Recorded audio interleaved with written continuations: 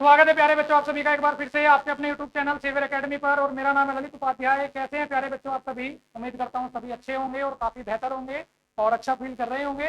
देखिए, जैसे कि सभी बच्चों की डिमांड आ रही थी बहुत ज्यादा है और सभी बच्चे परेशान थे। किस चीज के लिए बराबर मैसेज आ रहे थे कि सर भौतिक विज्ञान कब स्टार्ट होगा, भौतिक विज्ञान कब होगा। हम भी जानते हैं बेटा, आप सभी के लिए बहुत ही महत्वपूर्ण चीज होती है और बहुत ही महत्वपूर्ण विषय है ये आपका। लेकिन आपकी परेशानी को खत्म करने के लिए मैं आ गया हूँ आपके लिए इंपॉर्टेंट क्लास लेकर।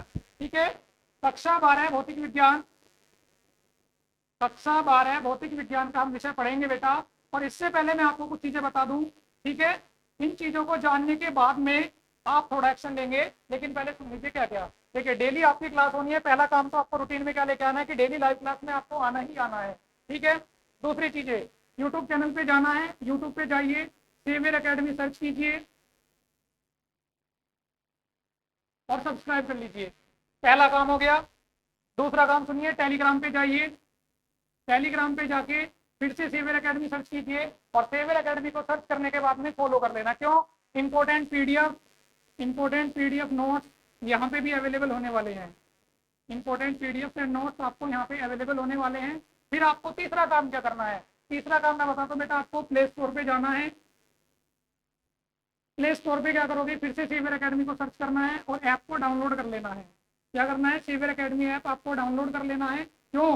क्योंकि बेटा हमारे लेक्चर वीडियो आपको इसी पे मिलने वाले हैं, प्लस पीडीएफ आपको इस पे मिलने वाली है, सैंपल पेपर आपको इस पे मिलने वाले हैं। ठीक है, सैंपल पेपर भी आपको इस पे मिलने वाले हैं, प्लस टेस्ट सीरीज। ये सब आपको कहाँ मिलेगा? ये आपको मिलेगा सेवियर एकेडमी के ऐप पर। ठीक है, ये तो बात रही। अब आप कहोगे कि हम क्यों करें? मत करो बेटा, इंपॉर्टेंट हिंदी आपके 5 के 5 सब्जेक्ट की सारी चीजें, सारा स्टडी मटेरियल यहाँ पे मिलने वाला है। तो मैं केवल आपके लिए फिजिक्स की इंपॉर्टेंट चीजें नहीं लेके आया हूँ, मैं आपके ऑल सब्जेक्ट के लिए इंपॉर्टेंट चीजें लेके आया हूँ। जैसे पहले मैंने आपकी तैयारी कराई थी, इस बार भी ऐसे ही तैयारी कराने वाले हैं। तो एक बार डिस्कस कर लेते हैं किसके ऊपर। पार्ट 1 जो है हमारा, उस पार्ट 1 के सिलेबस के ऊपर थोड़ा डिस्कस कर लेते हैं, क्योंकि आज की जो हमारी क्लास है वो इंट्रोडक्शन के ऊपर ही है। तो मैं यहाँ पे इंट्रोडक्शन लिख देता हूँ, पार्ट 1 का इंट्रोडक्शन। ठीक है बेटा, तो इंट्रोडक्शन के अंदर पहले मैं आपके यूनिट के बारे में बता देता हूँ। ठीक है, तो जो आपकी फर्स्ट यूनिट रहने वाली है बेटा, यूनिट फर्स्ट, ओके, ये आपकी रहेगी वैद्युत आवेश तथा क्षेत्र। वैद्युत आवेश तथा क्षेत्र। ओके, इस यूनिट में हम क्या क्या पढ़ने वाले हैं? इस यूनिट से हम अपने 6 से 7 नंबर पक्के करने वाले हैं बेटा। वो कैसे? अब इसकी भी बात कर लेते हैं कि वो कैसे। तो देखिए बेटा, वैद्युत आवेश तथा क्षेत्र में हम क्या पढ़ेंगे? हम जानेंगे कि हमारा वैद्युत आवेश क्या होता है, हमारा वैद्युत आवेश क्या होता है। ठीक है, वैद्युत क्षेत्र क्या होता है, वैद्युत क्षेत्र की तीव्रताएं क्या होती हैं, ये सब हम इस यूनिट के अंदर पढ़ेंगे। जानेंगे कूलॉम का नियम क्या होता है, द्विध्रुव आघूर्ण क्या होता है, और साथ ही साथ में चुंबकीय बल रेखाएं क्या होती हैं, बोस की परमें क्या होती है, वैद्युत फ्लक्स हमारा क्या है, और गोलीय चालक के लिए वैद्युत क्षेत्र की तीव्रता कैसे ज्ञात होगी, ये सब हम डिस्कस करने वाले हैं वैद्युत आवेश तथा क्षेत्र के अंदर। बात करता हूँ यूनिट सेकंड की। यूनिट सेकंड, ठीक है बेटा, इसमें क्या होगा? इसमें आप पढ़ोगे वैद्युत विभव व धारिता। वैद्युत विभव व धारिता। अब बात करोगे कि सर ये वाली क्या रहेगी, इसकी बात सुनिए बेटा। कक्षा 10 में आपने पढ़ा होगा, बहुत छोटा सा टॉपिक आया था, वैद्युत विभव और विभवांतर। तो इसमें जानेंगे कि वैद्युत विभव और विभवांतर क्या होता है। ठीक है, फिर हम क्या करेंगे, अक्षीय और निरक्षीय स्थिति में, अक्षीय प्लस निरक्षीय स्थिति में क्या करेंगे, वैद्युत विभव ज्ञात करेंगे। काफी महत्वपूर्ण आपका टॉपिक होने वाला, 3 से 4 नंबर में डेरिवेशन पूछा जाता है। समविभव प्रश्न इसी के अंदर आएगा, 2 नंबर में पूछा जाता है समविभव प्रश्न आपका। ठीक है, इसके बाद में आपका आएगा कि एक फैरड की परिभाषा धारिता से पूछ ली जाती है, क्योंकि धारिता का मात्रक होता है फैरड। ठीक है, इसके बाद की बात करता हूं बेटा मैं कि आपको क्या करना है, संधारित्र को पढ़ना है कि संधारित्र क्या होता है। ठीक है, संधारित्र को पढ़ेंगे, इसकी धारिता को प्रभावित करने वाले कारक और साथ ही साथ में इनका समांतर व श्रेणी क्रम में संयोजन, समांतर और श्रेणी क्रम में संयोजन, ये हम इसमें पढ़ेंगे संधारित्र के अंदर। तो ये सब इस यूनिट के इंपॉर्टेंट क्वेश्चन हो गए। और सबसे महत्वपूर्ण क्वेश्चन यहाँ से क्या निकलेगा बेटा? सबसे महत्वपूर्ण क्वेश्चन यहाँ से आता है कि जो संधारित्र की धारिता ज्ञात करनी होती है, जब प्लेटों के बीच में हम क्या रख देते हैं, पैरा वैद्युत पदार्थ आंशिक रूप से रख देते हैं। इस बार भी यूपी बोर्ड के एग्जाम में ये हमारा 4 नंबर में आया था। जब हम क्या करते हैं, पैरा वैद्युत पदार्थ को इस तरह से हम संधारित्र प्लेटों के बीच में रख देते हैं, तो उसकी धारिता में ज्ञात करनी होती है। तो ये रहा आपका वैद्युत विभव धारिता की सेकंड यूनिट का इंपॉर्टेंट टॉपिक, जो मैंने आपको बताया कि हम इसमें क्या क्या पढ़ने वाले हैं। तो अब आपकी इच्छा है कि डेली आओगे तो कुछ ना कुछ सीख के जाओगे, नहीं आओगे तो फिर आप परेशान रहने वाले हो। क्योंकि जिस तरह से आपने मैसेज कर करके परेशान तो नहीं कर सकता, मैं भी आपकी टेंशन समझता हूँ कि दिन रात मैसेज की सर क्लास तो अब क्लास चल रही है तो डेली आता है। बात समझ आ गई? चलो अब बात कर लेता हूँ बेटा तीसरी यूनिट की। तीसरी यूनिट की बात करूंगा। देखो बेटा, फर्स्ट यूनिट ध्यान से पढ़ो ना पढ़ो, सेकंड यूनिट पढ़ो ना पढ़ो, कोई फर्क नहीं पड़ता, लेकिन जो आपकी थर्ड यूनिट है बेटा, थर्ड यूनिट, इसको बहुत अच्छे से पढ़ना है। यूनिट थर्ड बहुत ही ज्यादा अच्छे से पढ़ना है। वैद्युत चालन, कौन सी बेटा? वैद्युत चालन आपको बहुत ही ज्यादा अच्छे तरीके से पढ़नी है। क्यों पढ़नी है? क्योंकि इसमें पढ़ेंगे वैद्युत धारा क्या होती है, कितने प्रकार की होती है। ठीक है, पहला इंपॉर्टेंट क्वेश्चन तो ये बन जाता है। ओके, इसमें ही आएगा आपका अनुगमन वेग। अनुगमन वेग क्या होगा, साथ ही साथ में पढ़ोगे ओम का नियम इस वाली यूनिट के अंदर। ओम के नियम के साथ साथ में अनुगमन वेग से ओम के नियम का सत्यापन भी आप इसके अंदर करोगे। बहुत महत्वपूर्ण टॉपिक ये भी रहने वाला है। प्रतिरोध आ जाएंगे, प्रतिरोधों का भी समांतर व श्रेणी क्रम में संयोजन, समांतर व श्रेणी क्रम में संयोजन आ जाएगा बेटा।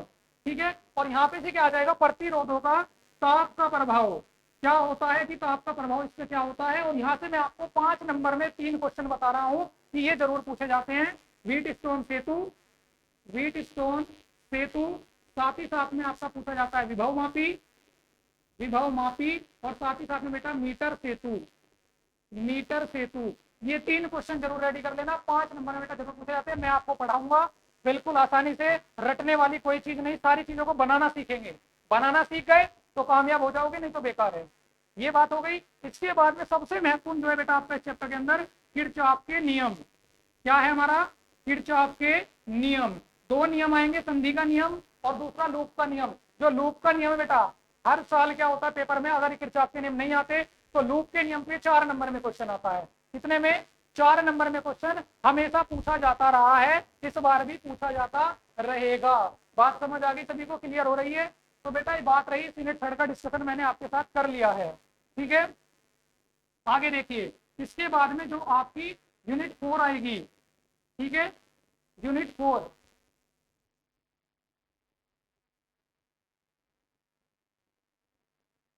चुंबकीय क्षेत्र। अब देखो ये यूनिट आपकी क्यों इंपॉर्टेंट होने वाली है। देखिए बेटा, इसमें पहले तो देखिए कक्षा 10 में वैसे तो हमने पढ़ लिया है, लेकिन अभी हम पढ़ने वाले हैं कि चुंबकीय क्षेत्र होता क्या है। ठीक है, चुंबकीय क्षेत्र को जान लेंगे। इसके बाद में निकल के आएगा एम्पियर का परिपथीय नियम। बेटा मोस्ट इंपोर्टेंट क्वेश्चन ये बनता है आपका, एम्पियर का परिपथीय नियम क्या होता है। ये क्वेश्चन आपका सबसे महत्वपूर्ण इसमें होने वाला है कि एम्पियर का परिपथीय नियम क्या होगा। साथ ही साथ में कक्षा 10 का एक और क्वेश्चन आपको ये मिल जाएगा, बायो सेवर्ट नियम क्या होता है। बायो सेवर्ट नियम आपने पढ़ा होगा, इसमें आपने पढ़ा होगा B equal to mu 0.4 pi I delta L sine theta upon R square. ये मैं आपको प्रूफ कराऊंगा पूरे अच्छे से, मैं आपको इसको दिखाने वाला हूँ। ठीक है बेटा, एम्पियर का परिपथीय नियम, बायो सेवर्ट नियम, साथ ही साथ में आप इसमें पढ़ोगे कि लोरेंज बल क्या होता है। ठीक है, लोरेंज बल का डिस्कस हम इसके अंदर करेंगे कि हमारा लोरेंज बल होता क्या है। ठीक है, लोरेंज बल के बाद में हम जब इसमें आगे बढ़ेंगे, हम धारावाही परिनालिका पर चुंबकीय क्षेत्र ज्ञात करेंगे। बेटा 4 नंबर में मोस्ट इंपोर्टेंट क्वेश्चन ये आपका रहता है और यही आपका पूछा जाना है। ठीक है, धारावाही परिनालिका अगर ये नहीं आता है तो फिर आपका आता है टोरॉइड। ठीक है, टोरॉइड आपका पूछा जाता है, ये आपको रेडी रखना होगा। अगर यहाँ पे चूक कर दी बेटा तो इन सबको आप खो दोगे। ठीक है, तो यहाँ से आपको क्या करना है, 4 से 5 नंबर ये यूनिट आपके आराम से प्रिपेयर करा देगी। और 10वीं क्लास का ये वाला जो क्वेश्चन आपने 10वीं में पढ़ा था, ये फिर से घूम के आ गया। ओस्टर्ड का प्रयोग, ओस्टर्ड ने क्या किया था, धारावाही परिनालिका ली थी, उसने क्या किया था, गत्ता लिया था, उस पर क्या करा था, या फिर लोहे की एक बारीक छड़ लेके उसमें तांबे के तार लपेट के कुंडली बनाई थी और उससे चुंबकीय क्षेत्र को गुजार के कंपास से देखा था कि क्या प्रभाव आ रहा है, वो मैं आपको सिखाऊंगा। ओस्टर्ड का प्रयोग 4 नंबर में। तो ये इस यूनिट का इंपॉर्टेंट चीज रहा कि जो जो आप इसमें पढ़ने वाले हो। यूनिट 5 की बात कर लेता हूँ बेटा इसके अंदर फटाफट से, कि यूनिट 5 में आप क्या पढ़ोगे। ठीक है, बात करता हूँ यूनिट 5, पृथ्वी के चुंबकीय अवयव, पृथ्वी के चुंबकीय अवयव। ठीक है बेटा, इसकी बात करेंगे कि पृथ्वी के चुंबकीय अवयव क्या होते हैं। ठीक है, ओके। तो देखिए इसमें सबसे पहले आपका क्या आएगा, जैसे आपने वैद्युत चुंबकीय द्विध्रुव, वैद्युत द्विध्रुव आघूर्ण आपने वैद्युत आवेश क्षेत्र में पढ़ा होगा, या नहीं पढ़ा है तो मैं आपको कराऊंगा अच्छे से। ठीक है, यहाँ पे आ जाएगा चुंबकीय द्विध्रुव आघूर्ण क्या होता है। चुंबकीय द्विध्रुव आघूर्ण क्या होता है ये हम पढ़ेंगे। चल कुंडली धारामापी पूरा थ्योरेटिकल क्वेश्चन, चल कुंडली धारामापी पूरा थ्योरेटिकल क्वेश्चन है बेटा। इसको भी हम पढ़ेंगे इसके अंदर कि हमारा चल कुंडली धारामापी होता क्या है। ठीक है, अक्षय निरक्षय स्थिति में चुंबकीय क्षेत्र भी ज्ञात करेंगे, लेकिन इससे भी अलावा हटके सबसे मोस्ट इंपोर्टेंट क्वेश्चन जो बनता है बेटा, साइक्लोट्रॉन, साइक्लोट्रॉन आपका मोस्ट इंपोर्टेंट क्वेश्चन बनता है, प्लस सैथिल्य लूप। ये दो क्वेश्चन और आ गए बेटा पूरे थ्योरेटिकल, सैथिल्य लूप, दोनों क्वेश्चन पूरे थ्योरेटिकल प्लस 5 मार्क्स में पूछे जाते हैं। मैं उम्मीद करूंगा कि इस बार आ जाए, इतने आसानी से पूरा डायग्राम, एक डायग्राम बनाऊंगा, उसको एक्सप्लेन करूंगा, इसकी पूरी थ्योरी आप खुद से लिख दोगे, ये मेरी बेटा आपसे गारंटी है। ठीक है, नहीं तो आप पीछे क्लासेस देख सकते हो, जब मैंने बोर्ड एग्जाम की तैयारी कराई थी तो किस तरह से कराई थी, चैनल पे अवेलेबल है। ओके, तो आपको साइक्लोट्रॉन और सैथिल्य लूप, अभी भी यहाँ पे बात खत्म नहीं होती, यहाँ पे 3 चीज आती है बेटा, प्रति चुंबकीय पदार्थ, प्रति चुंबकीय पदार्थ, लोह चुंबकीय पदार्थ। ये बेटा 3 नंबर के लिए मोस्ट इंपोर्टेंट क्वेश्चन दे रहा हूं मैं आपको कि जो इस यूनिट में पढ़ेंगे। और अनुचुंबकीय पदार्थ, अनुचुंबकीय पदार्थ। और देखिए 2 नंबर के लिए क्वेश्चन भी देता हूं, नति कोण, नति कोण 2 नंबर में पूछा जाता है बेटा। ये सब हम करेंगे डिस्कस यहाँ पे, पृथ्वी के चुंबकीय अवयव के अंदर हम इनका डिस्कस करेंगे। बात समझ आई सभी को? चलिए अब पढ़ते हैं यूनिट 6 की ओर, यूनिट 6 में आप क्या पढ़ोगे। ठीक है, चलो बेटा यूनिट 6 को देखिए। यूनिट 6 आपकी, मैं बता देता हूँ जो टॉपिक्स मैं बता रहा हूँ वो तो आपको पढ़ने हर हालत में, वैसे तो पूरी यूनिट पढ़ेंगे, लेकिन इसको भी देख लीजिए। यूनिट 6 है हमारी वैद्युत चुंबकीय प्रेरण, वैद्युत चुंबकीय प्रेरण। बेटा कक्षा 10 में ले चलता हूँ, वैद्युत चुंबकीय प्रेरण कक्षा 10 में आपने पढ़ा था कि 2 कुंडलियों को पास में रखा आपने इस तरह से, कि हमने 2 कुंडली बनाई थी ये इस तरह से, और इनको हमने पास पास रखा था, और पास पास रख के क्या करा था, एक कुंडली के हमने क्या करा था चुंबकीय क्षेत्र में, ठीक है, या फिर कह दीजिए चुंबकीय फ्लक्स में हमने क्या करा, इसके फ्लक्स में परिवर्तन किया था, तो पास रखी कुंडली के फ्लक्स में परिवर्तन खुद से हो गया था, और इसमें एक विद्युत भागबल उत्पन्न होकर प्रेरित धारा बन गई थी। ये घटना क्या थी, वैद्युत चुंबकीय प्रेरण, मैं आपको पढ़ाऊंगा, तो ये आपसे जरूर पूछा जाएगा। अगर ये नहीं आता है तो अब 4 नंबर इस यूनिट से कैसे पक्के होंगे वो देख लीजिए। इसमें आपसे पूछा जाएगा स्वयं प्रेरण, स्वयं प्रेरण, और साथ ही साथ में आपसे पूछा जाएगा अन्योन प्रेरण। क्या पूछा जाएगा, अन्योन प्रेरण। ठीक है बेटा, बात समझ आ गई। स्वयं प्रेरण एंड अन्योन प्रेरण में से एक क्वेश्चन 3 नंबर में कंफर्म है कि बोर्ड एग्जाम में आना ही आना है, प्लस इस पे न्यूमेरिकल। न्यूमेरिकल कैसे सोल्व होंगे टेंशन नहीं लेनी, मैं बताऊंगा, सारी चीजें मैं आपको पढ़ाने वाला हूँ। ठीक है, स्वयं प्रेरण अन्योन प्रेरण। इसके बाद में एक और थ्योरेटिकल क्वेश्चन, भंवर धारा, भंवर धाराएं हमारी क्या होती हैं, ये हम पढ़ने वाले हैं। ठीक है, आपने रेल देखी होगी सभी ने चलते हुए, रेल चलते हुए रुक जाती है बेटा, जब उसमें ड्राइवर क्या करता है, ब्रेक लगाता है तो रुक जाती है। क्यों रुक जाती है, क्योंकि जो रेल के पहिए होते हैं उसमें क्या होता है, भंवर धाराओं का इस्तेमाल होता है, और कैसे होता है वो मैं पढ़ाऊंगा। तो इसमें क्या पढ़ेंगे, ये 3 और महत्वपूर्ण प्रश्न। बात समझ आ गई इसके इंट्रोडक्शन की। चलिए इसके बाद में जो हमारी अगली यूनिट है, ये तो बेटा सबसे इंपॉर्टेंट होने वाली है, क्योंकि इसमें क्या क्या पढ़ना है ये मैं आपको बता देता हूँ।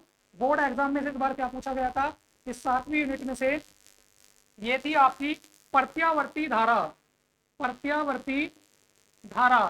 तो देखिए बेटा इस यूनिट में आपको सबसे पहले तो यही पढ़ाया जाएगा कि प्रत्यावर्ती धारा क्या होती है, जिसका क्या होता है, एक निश्चित, एक ऐसी धारा जिसकी क्या होगी, जो हमारी एक निश्चित समय के बाद में उसी दिशा में क्या होती है, उसी परिणाम के साथ में पुनरावृत्ति करती है। इस प्रकार से ये एक धनात्मक साइकिल है, ऋणात्मक, अभी आपको चीजें समझ में नहीं आ रही थी, लेकिन मैं आपको बता देता हूँ कि देखिए क्या होगा, जैसे पहले पॉजिटिव फिर निगेटिव, जैसे ये वाला समय निकलेगा, यानी कि एक निश्चित समय बाद क्या होगा, उसी परिणाम के साथ में और उसी दिशा में क्या होती है, दोबारा बनती है, ये प्रत्यावर्ती धारा होती है। इसमें क्या होगा बेटा, इसमें आप सबसे इंपॉर्टेंट क्वेश्चन 5 नंबर में जो आप पढ़ोगे, ट्रांसफॉर्मर, ट्रांसफॉर्मर पूरा पूरा हमारा थ्योरेटिकल है, पूरा क्वेश्चन थ्योरेटिकल है, इतना सब इसमें न्यूमेरिकल क्वेश्चन नहीं है, आराम से पढ़ लेना, 5 नंबर पक्के हो जाएंगे।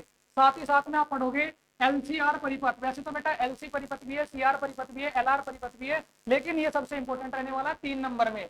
अगर ये नहीं आता, क्योंकि इस बार भी बोर्ड एग्जाम में इसके ऊपर 3 नंबर में न्यूमेरिकल आया था, ये नहीं आता है तो 3 नंबर में इस पर न्यूमेरिकल आता है। इस पर इतने न्यूमेरिकल कराने हैं, इतने न्यूमेरिकल कराने हैं कि आप पक जाओगे न्यूमेरिकल कर करके। ठीक है, अब कह रहे होंगे सर इतना बड़ा मंत्र सुना दिया, थोड़ा राहत भी ले लो। क्यों ले ले भाई राहत, जब तुम मुझे नहीं जीने देते तो मैं तुम्हें कैसे जीने दूंगा। एक बार मेरे सामने हो रहा था तो मैं ठोकूंगा बहुत, इतना परेशान किया तुमने मुझे, लेकिन चलो कोई बात नहीं, आप इतना ज्यादा हमें प्यार करते हैं बेटा, तो आपके सम्मान में हम आपको कुछ नहीं कह रहे, वरना आपको हरी मिर्च और लाल मिर्च खिला खिला के मैं उड़ाने वाला था। सोच रहा था कि इस बार आपको फिट बना दूं मैं, पर सोचा चलो बेचारे नादान मासूम बच्चे हैं, इतना कुछ नहीं करते। चलो अब देख लीजिए आपको इसमें क्या पढ़ना है, अनुनादी परिपथ, अनुनादी परिपथ आपको इसमें पढ़ना है, ठीक है। और साथ ही साथ में आपको इसमें 2 लीटर परिपथ भी आपको इसमें पढ़ना है। और साथ ही साथ में क्या रहेगा, धारा का वर्ग माध्य मूलमान आपको इसके अंतर्गत पढ़ना है, ठीक है। जब तो क्लास में आगे आते हैं एक का कमेंट आता है, सर मैं तो फेल होने वाला हूँ, मैं आत्महत्या कर लूंगा। अरे कर ले आत्महत्या, मुझे क्या है, मैं तो केवल ये कहूंगा बेटा पढ़, मेहनत कर, माता पिता का नाम रोशन कर। मैंने हमेशा ही समझाया कि बेटा मेहनत करो, लेकिन पेपर के टाइम पे आ कहते हैं सर मैं फेल हो जाऊंगा, मेरे पापा मारेंगे। बेटा बापू तो लट जब भी तोड़ेंगे जब तेरे 70 नंबर आ जाएंगे, ठीक है ना। तो करना क्या है, मेहनत कर, केवल क्या होगा उसकी चिंता मत कर, पढ़ा होगा, कर्म किए जा, फल की चिंता मत कर। तो पढ़े जाओ, जो होगा देखा जाएगा। लेकिन मेरी क्लास में लाइव रहोगे तो फिजिक्स में बेटा 95+ कंफर्म है, 95+ का टारगेट है और पूरा करा के रहूंगा। और क्वेश्चन एक एक क्वेश्चन बोर्ड एग्जाम से मैच कराने वाला हूँ कि देख बोर्ड पे पढ़ाया था बेटा मैंने, तूने ही नहीं पढ़ा, ठीक है। चलो आखिरी यूनिट का डिस्कस करता हूं आपके साथ में पार्ट 1 से, ठीक है। चलिए देखिए यूनिट 8 यहाँ पे लिख देता हूं, कभी आपको नीचे ना दिखे।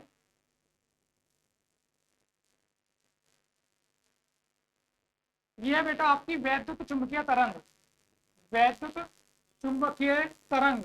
यहाँ से केवल मैं आपको बताऊं, पढ़ना तो सब कुछ है, लेकिन जो 3 क्वेश्चन जो सबसे महत्वपूर्ण रहने वाले हैं वो बताता हूँ। देखिए मैक्सवेल की 4 समीकरणें थी, मैक्सवेल की चारों समीकरण आपको पढ़नी है, ठीक है।